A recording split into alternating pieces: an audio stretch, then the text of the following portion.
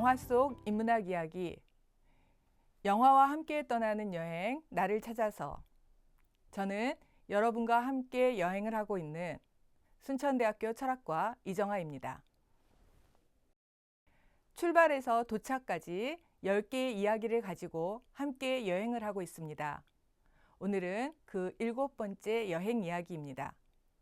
어떤 이야기가 여러분들을 기다리고 있고 또 그 여행에서 어떤 영화를 만나게 될지 다 같이 한번 출발해 보겠습니다. 오늘의 7번째 이야기는 인생이 아름답다는 것은 어떤 것일까? 이 질문입니다. 흔히들 TV나 영화, 노래, 또 혹은 문학 작품에서 인생이 아름답다는 이야기들을 합니다. 그런데 여러분들의 삶 속에서 인생이 아름답다고 느끼는 순간은 과연 몇 번이나 있으신가요?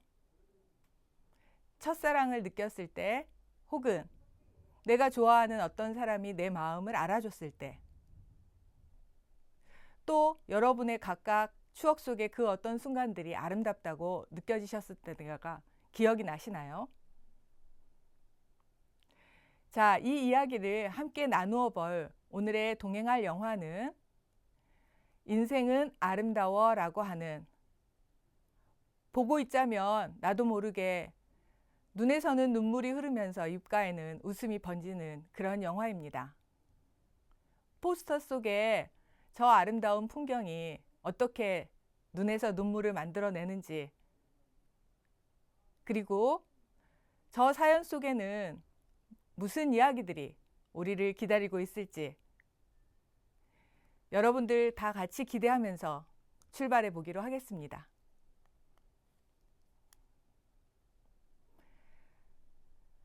제가 여러분들에게 두 편의 시를 가지고 왔습니다. 먼저 문태준 시인의 극빈이라고 하는 시입니다. 아름답다는 이야기를 꺼내놓고 하필이면 지극히 가난한 극빈의 이야기를 먼저 하고자 합니다. 시를 다 소개하기는 어렵고 제가 오늘 알려드리면 궁금하신 분들은 한번 찾아보시기 바랍니다. 시의 내용은 이렇습니다. 열무를 심어놓고 게을러 뿌리를 놓치고 줄기를 놓치고 가까스로 꽃을 얻었다. 그리고 끝날 때 이렇게 끝이 납니다. 내 열무밭은 꽃밭이지만 나는 비로소 나비에게 꽃마저 잃었다. 시인이 말하고 있는 내용은 열무를 심어놓고 조금 게으름을 피웠더니 열무가 자라서 꽃이 피고 그 꽃 위로 나비들이 날아오기 시작했답니다. 한 마리의 나비가 두 마리가 되고 두 마리의 나비가 세 마리가 되더니 어느새 열무밭이 꽃밭이 되어버렸답니다. 그런데 시인의 눈에는 그 가녀린 나비가 열무 위에서 잠시 쉬었다 가는 것으로 보였다 봅니다. 아마도 차마 그 쉼을, 그 휴식을 방해할 수 없어서 그래서 열무를 거두어 들이는 일을 포기하고 말았나 봅니다. 모르죠. 어쩌면 열무는 꽃이 피기 전에 거두어서 먹어야 한다는 걸 이 시인은 몰랐을지도 모릅니다. 그런데 그게 무엇이 중요하겠습니까?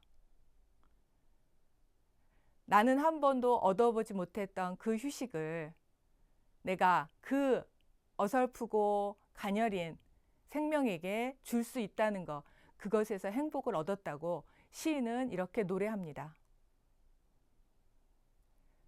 열무를 잃고 꽃을 얻었는데 꽃마저 잃었다고 탄식하는 것처럼 보이지만 그 탄식이 저에게는 노래처럼 들립니다.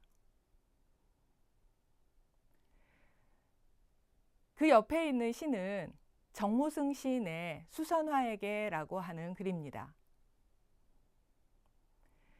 울지 마라, 외로우니까 사람이다.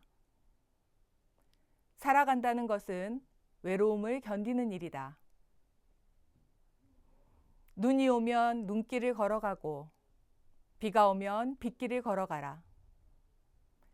산 그림자도 외로워서 하루에 한 번씩 마을로 내려온다. 종소리도 외로워서 울려 퍼진다. 시인에게 외로움이란 사람이니까 그저 겪는, 공기가 있어서 숨을 쉬는 것과 같고 잠이 오니까 자는 것과 같은 그런 일상인가 봅니다.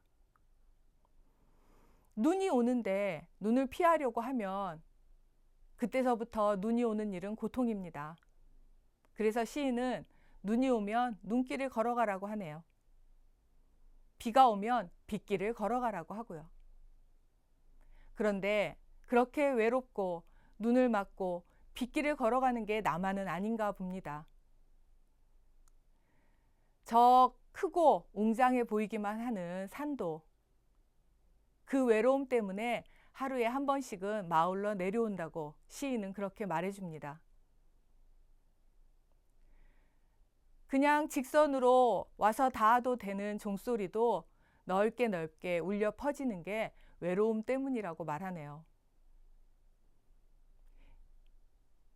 중략되었지만 이 시 속에는 하나님도 가끔 외로워서 운다네요.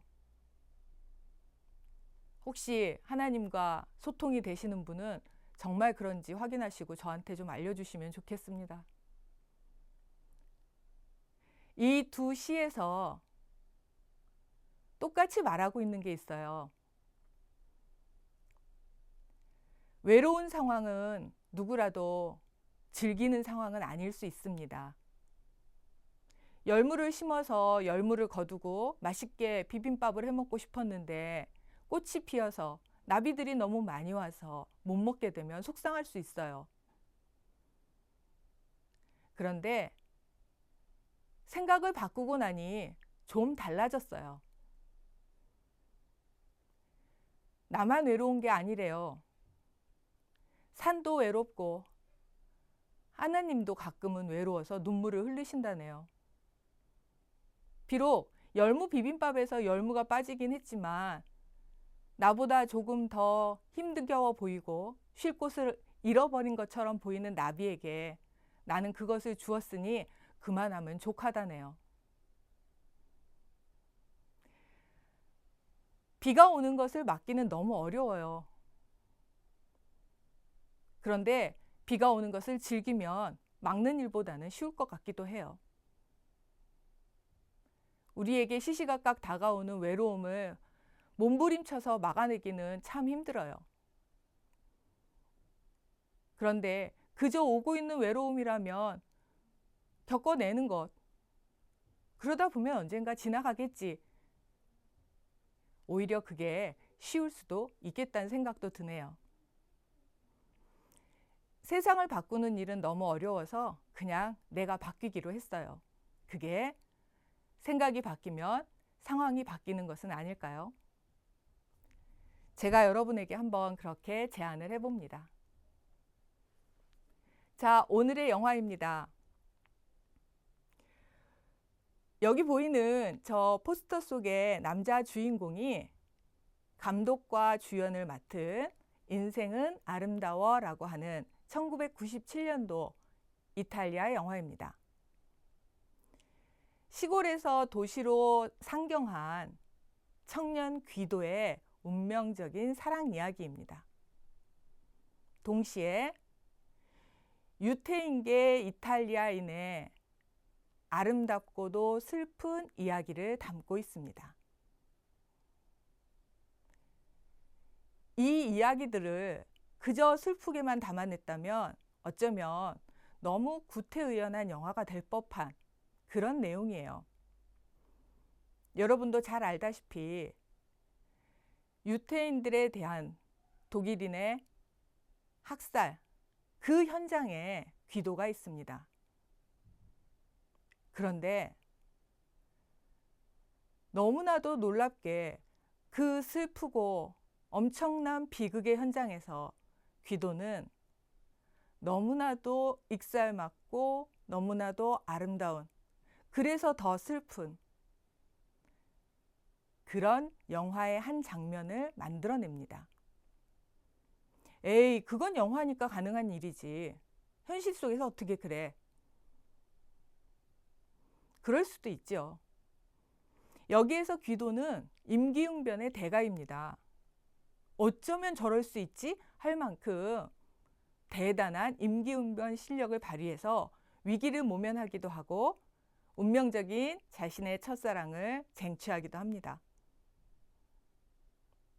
그런데 그런 상황이 꼭 영화에서만 아니면 각본에 짜여진 대로만 일어날까요? 잘 생각해 보면 우리들의 삶 속에서도 순간순간 다가옵니다. 그런데 우리가 귀도처럼 하지 않는 혹은 하지 못하는 어떤 결정적인 막이 있어서 그런 건 아닐까요? 이 영화를 보면서 우리는 그런 의문을 한번 품어봄직합니다. 저 조그마한 꼬마 조슈아의 눈에 비친 저 조슈아의 회상으로 영화가 시작이 되고 그 조슈아의 나레이션은 마치 꿈결처럼 들려오듯 신비감을 자아냅니다. 그 나레이션 속에서 마치 동화처럼 기억되는 이라고 하는 단어가 이 영화의 느낌을 그대로 나타냅니다. 대규모의 학살 현장 속에 그 어린아이, 5살짜리 아이는 있었습니다. 그런데 그 아이가 저 포스터 속의 아빠의 나이가 되었음에도 불구하고 아이는 그날의 기억을 동화처럼이라고 가지고 있습니다. 그건 순전히 아빠 귀도의 임기응변적 사랑이기 때문입니다. 그게 없었더라면 조슈아는 평생을 아픔 속에서 혹은 그 트라우마 속에서 고통받으면서 살았을지도 모릅니다. 그래서 귀도는 비록 아들 곁에서 평생을 살지는 못하였지만 인생이 아름답다는 너무나도 서정적이고 동화 같은 이야기를 남기고 아들 곁을 떠날 수 있었던 거죠.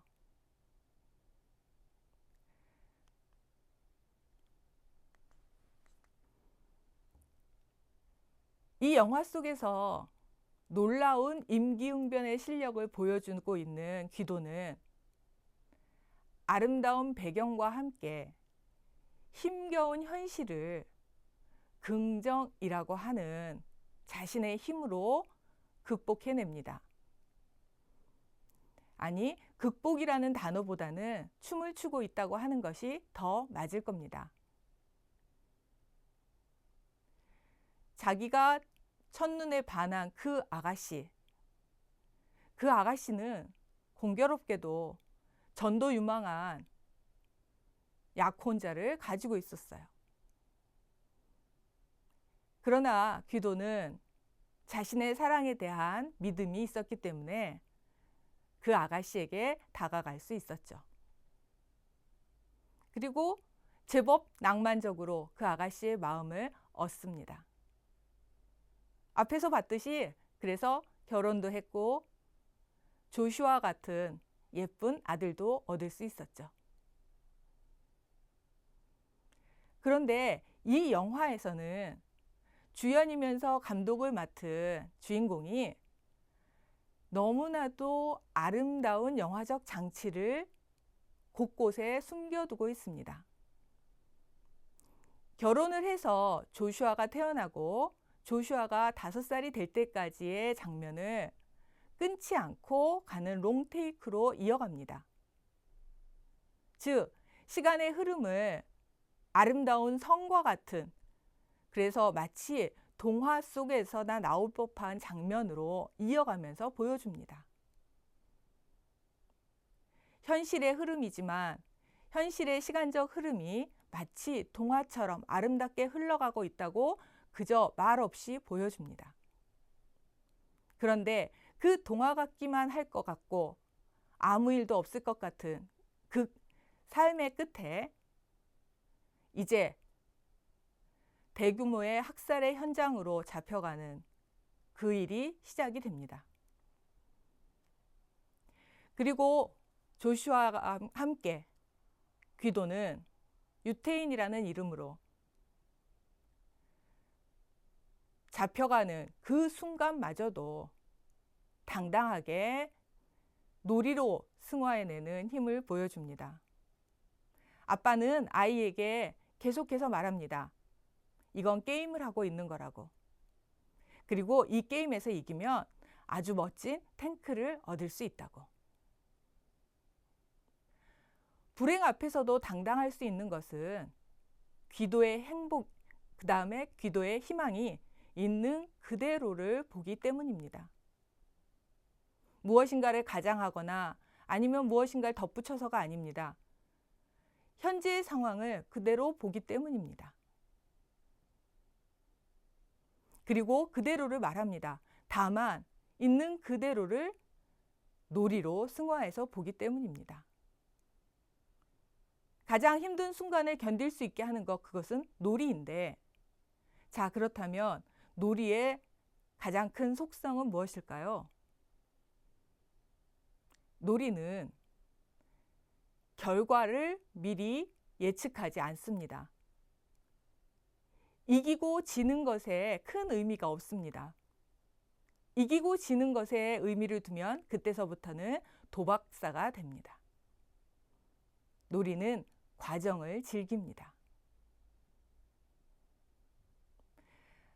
아래의 그림에서 마치 병정과 놀이를 하듯이 걸어가는 저 장면은 이 영화의 끝부분에 나오는,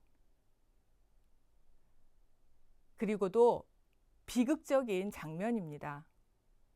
저 다음 장면에서 주인공 귀도는 죽게 됩니다.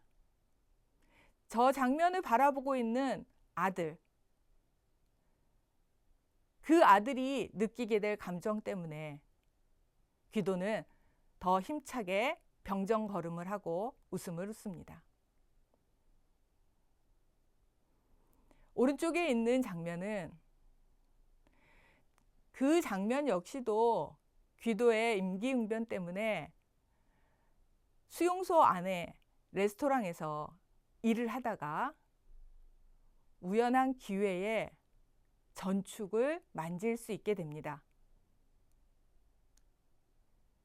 수용소에 오지 않아도 되는 이탈리아인이었던 아내가 이들을 따라 여자 수용소에 수감이 되어 있었고, 그것을 알게 된 귀도는 아내에게 자신과 함께 들었던 음악을 틀어줍니다.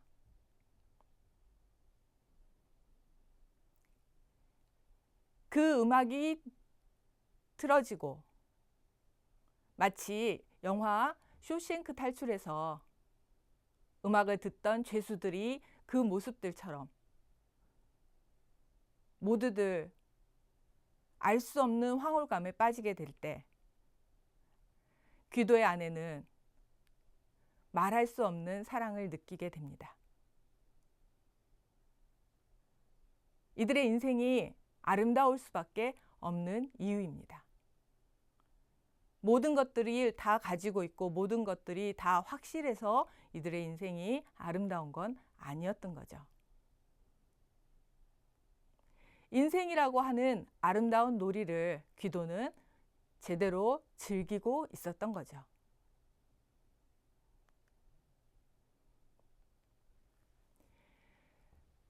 여러분들과 함께 여행을 떠나면서 7번째로 본 영화는 아름다운 인생은 아름다워였습니다.